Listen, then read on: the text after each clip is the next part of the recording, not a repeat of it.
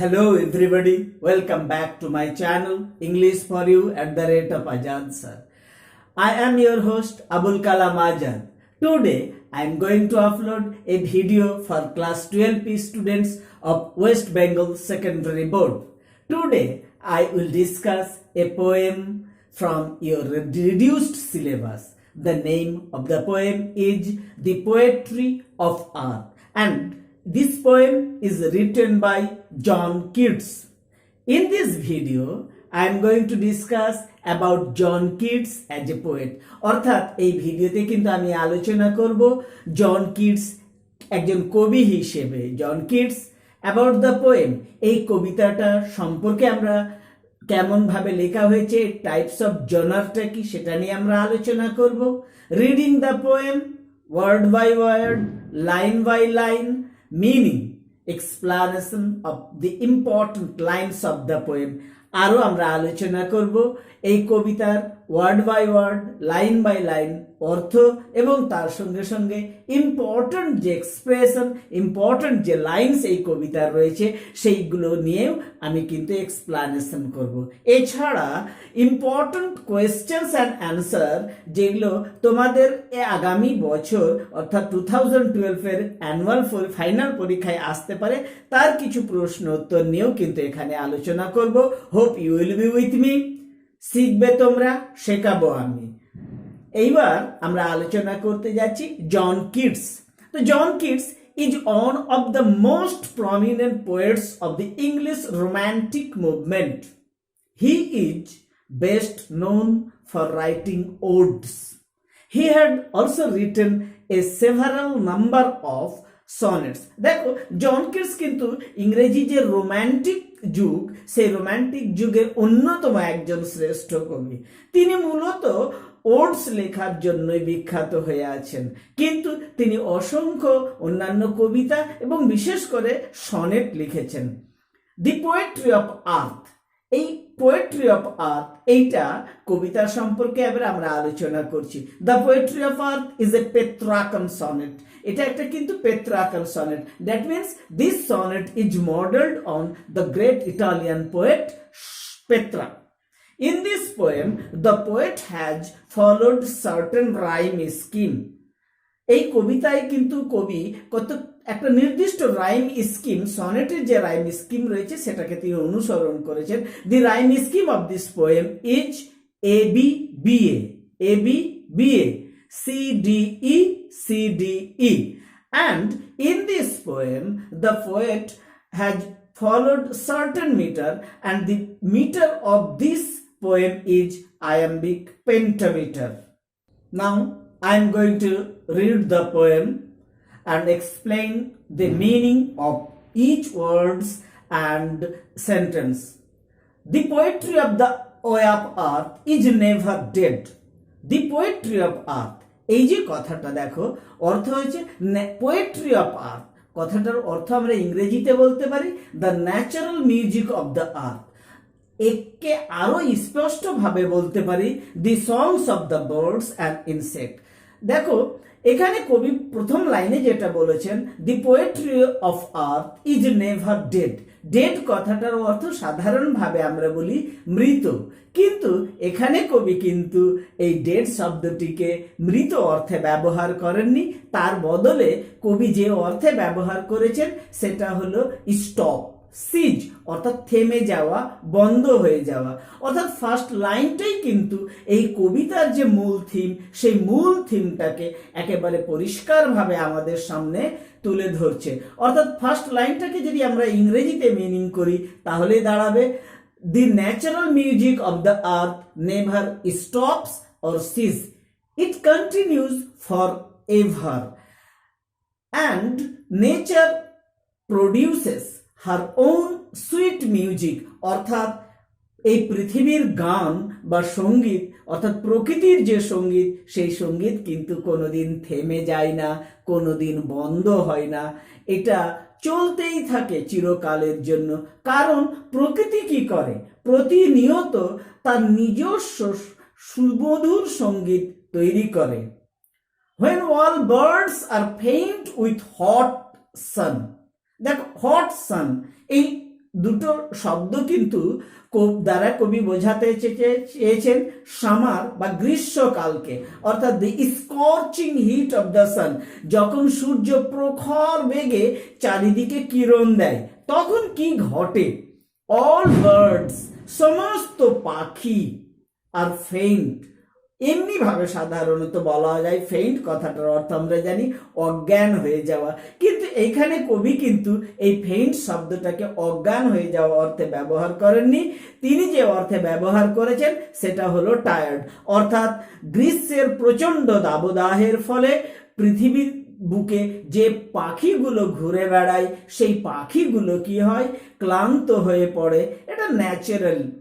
And hide in cooling tree, cooling tree, আমরা জানি প্রকৃতিতে মাঠে ঘাটে ফাঁকা জায়গার পরে গ্রীষ্মকালে যে প্রখর কিরণ পড়ে তখন মানুষ এবং পশু পাখি সবাই কিন্তু ছায়ার খোঁজ করে। সেই ছায়া প্রদান করে কে?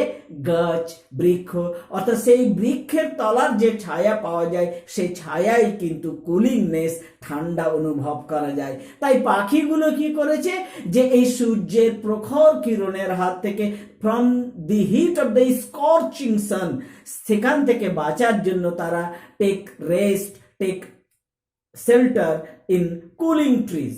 A voice will run from hedge to hedge about the new mound mead. দেখো, a voice will run, একটি আওয়াজ, কিসের আওয়াজ? একটা গান, সুমধুর একটা সঙ্গীত ছড়িয়ে পড়বে কোথা থেকে? From hedge to hedge. Hedge মানে ওয়াইল্ড প্ল্যান্টস, ঝোপঝাড়, একটি ঝোপঝাড় থেকে আর একটা ঝোপঝাড়ে। কোথায় রয়েছে এগুলো? অ্যাবাউট নিউ মৌন মিড। মিড শব্দটা সংক্ষেপে কবিতায় ব্যবহার করা হয়ে থাকে, মূলত এর পূর্ণাঙ্গ অর্থ হচ্ছে মিডো, অর্থাৎ তৃণভূমি বা বিস্তীর্ণ ফাঁকা জায়গা। তো সেই সমস্ত জমিগুলো গ্রীষ্মকালে কি করা হয়েছে? সমস্ত ফসল কেটে নেওয়া হয়েছে। সদ্য ফসল কাটা জমির যে বিস্তীর্ণ প্রান্তর রয়েছে সেই প্রান্তরের বিভিন্ন জায়গায় যে ঝোপঝাড়গুলো রয়েছে সেই ঝোপঝাড়গুলো একটা থেকে আর একটাতে একটা সুমধুর সঙ্গীত কিন্তু খেলে বেড়াচ্ছে, দৌড়ে বেড়াচ্ছে। সেই সঙ্গীতটা কার? তার পরের লাইন কিন্তু আমরা পড়লেই সেটা বুঝতে পারবো। That is the grass hopper. সেই সঙ্গীতটা তাহলে আমরা বুঝতে পারছি গ্রাস হপার। গ্রাস হপার মানে গঙ্গা ফড়িং। আমাদের দেশে কিন্তু বেশ লম্বা লম্বা সবুজ বা অন্যান্য রঙের এই ফড়িং আমরা দেখতে পাই। সেই ফড়িংয়েরই কিন্তু এই আওয়াজ, যে আওয়াজটা একটি ঝোপঝাড় থেকে আর একটা ঝোপঝাড়ে শুনতে পাওয়া যায়। হি টেকস লিড, সেই কিন্তু প্রধান ভূমিকা পালন করে। অর্থাৎ গ্রীষ্মের প্রচন্ড দাবদাহের কারণে যখন পাখিগুলো ক্লান্ত হয়ে গাছের ভিতরে গিয়ে আশ্রয় নিয়েছে এবং তারা তাদের গান বন্ধ করে দিয়েছে, কিন্তু পৃথিবীর যে সঙ্গীত, দি ন্যাচারাল মিউজিক অব দি আর্থ, এটা কিন্তু থেমে থাকে না। তখন এই পাখিদের জায়গাটা গ্রহণ করে নেয়, নেতৃত্ব গ্রহণ করে নেয় কে? এই গ্রাস হপার, এই গঙ্গা ফড়িং। With his delight in summer luxury. Luxury কথাটার অর্থ এমনি বিলাসিতা, কিন্তু এখানে লাক্সারি, অ্যাবান্ডেন্স, প্রাচুর্য, অর্থাৎ গ্রীষ্মকালে এই ফড়িং এর জন্য কিন্তু বিশাল আনন্দের সময়। বিশাল খোলা ফাঁকা জায়গা থাকে, সে এক জায়গা থেকে এক জায়গায় ছুটে বেড়ায়। He has never done, done, never done, সে কখনোই, কিন্তু এখানে ডান মানে কিন্তু টায়ার্ড, সে কখনো ক্লান্ত হয়ে পড়ে না। গঙ্গা ফড়িং, গ্রাস হপার এই গ্রীষ্মকালের প্রাচুর্যতায় আনন্দে আত্মহারা হয়ে থাকলেও কিন্তু সে ক্লান্ত হয়ে পড়ে না। উইথ হিজ ডিলাইট, তার আনন্দের কারণে। For when tired out with fun, সে মজা করতে করতেও কিন্তু মাঝে মাঝে এই গঙ্গা ফড়িংও কিন্তু ক্লান্ত হয়ে পড়ে। সে যখন ক্লান্ত হয়ে পড়ে মজা করে, সে কি করে? He rests at each beneath some pleasant wed. দেখো, হি রেস্ট, সে আরাম করে, বিশ্রাম করে, অর্থাৎ টেক শেল্টার, সে আশ্রয় গ্রহণ করে, at each, at comfort, আরামের সঙ্গে, বিনিথ সাম প্লিজেন্ট ওয়েড, ওয়েড কথাটার অর্থ হচ্ছে আগাছা, অর্থাৎ কতকগুলো আগাছার তলাতে সুন্দর যে মনোরম পরিবেশ রয়েছে, ঠিক সেই জায়গাতে গিয়ে এই গঙ্গা ফড়িং আশ্রয় গ্রহণ করে। The poetry of earth is ceasing never, আমরা যে ফার্স্ট লাইন পেয়েছিলাম the poetry of earth is never dead, সেই লাইনটাই কবি কিন্তু এখানে আবার প্রতিধ্বনিত করছেন। সিজিং অর্থাৎ স্টপিং, থেমে যাওয়া। কি? The poetry of earth is ceasing never, কখনোই থামে না, অর্থাৎ it continues for ever on a lone winter evening. Lone winter evening, শীতকাল আমাদের দেশের চাইতে কিন্তু এই ইংল্যান্ড বা ইউরোপিয়ান কান্ট্রির শীতকালটা টোটালি ডিফারেন্ট। আমাদের দেশে শীতকালটা অনেকটাই মনোরম থাকে, অনেকেই কিন্তু আমরা শীতকালের সময় বিভিন্ন জায়গায় ঘুরে বেড়াই, কিন্তু ইংল্যান্ড বা ইউরোপিয়ান দেশগুলোতে শীতের সময় সন্ধ্যাবেলা একেবারে সব কিছু নির্জন হয়ে যায়। কেন? when the frost has wrought a silence, frost মানে হচ্ছে যে তুষার, fog from snow, এই তুষারপাত, হিমপাত কুয়াশার মতো চারিদিককে ছেয়ে ফেলে, আর এর ফলে কোনো মানুষজন এবং পশু পাখি কেউই কিন্তু ঘর থেকে বেরিয়ে আসতে পারে না। ফলে প্রকৃতিটা কি হলো?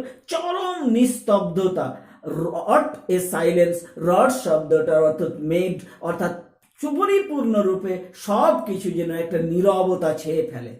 From the stove there shrills the cricket's song, আর ঠিক এইরকম সময়ই কিন্তু শুনতে পাওয়া যায় শ্রিল, তীক্ষ্ণ, শার্প কার গান, দি ক্রিকেটস সং, ক্রিকেট মানে ঝিঝি পোকা। তখন ঠিক সেই রকম সময় কোনো এক জায়গায় যেখানে ফসল কেটে নেওয়া হয়েছে, সেই কেটে নেওয়ার পর যে খোঁচা খোঁচা হয়ে তার গোড়াটুকু রয়েছে, সেখানে বসে ক্রিকেট অর্থাৎ ঝিঝি পোকা তার তীক্ষ্ণ স্বরে গান গেয়ে চলে। ইন warmth increasing ever, অর্থাৎ সেই ঝিঝি পোকার গান কিন্তু প্রতিনিয়ত আরো আরো আরো যেন উষ্ণ হয়ে ওঠে, অর্থাৎ এই নীরব পরিবেশ, এই নিস্তব্ধ পরিবেশ, জনমানবহীন পরিবেশের মধ্যে এই ক্রিকেট সংস অর্থাৎ এই ঝিঝি পোকা, এই ক্রিকেট সং ঝিঝি পোকার গান আরো বেশি প্রাণবন্ত হয়ে ওঠে।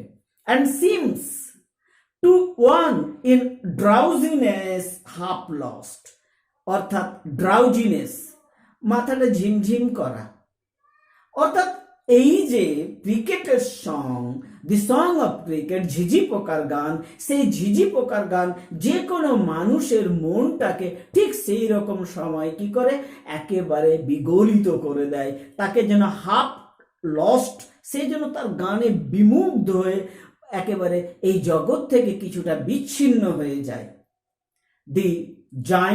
দি গ্রাস হপার্স অ্যামং সাম গ্রাসি হিলস, আর এই ক্রিকেটের সঙ্গে সঙ্গেই কিন্তু এই ঝিঝি পোকার সঙ্গে সঙ্গেই পাশেই আমরা দেখতে পাবো কে? এই গ্রাস হপার, এই গঙ্গা ফড়িংও কিন্তু কতগুলো ঘাসের মধ্যে, ঘাস উঁচু হয়ে আছে, গ্রাসি হিল, সেইখানে তারা আশ্রয় নিয়েছে।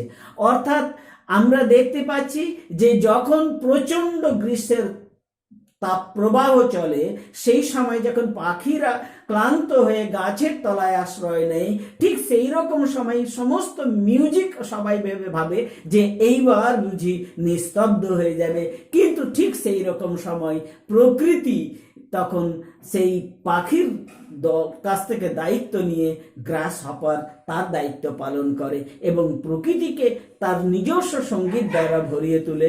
আবার যখন শীতের কালে কি হয়, সন্ধ্যার সময় চারিদিক নিস্তব্ধ, জনমানব শূন্য হয়ে যায়, চারিদিকে চরম নিস্তব্ধতা বিরাজমান করে, ঠিক সেই রকম সময় কিন্তু গান পৃথিবীর বন্ধ হয়ে যায় না, প্রকৃতির সঙ্গীত বন্ধ হয়ে যায় না।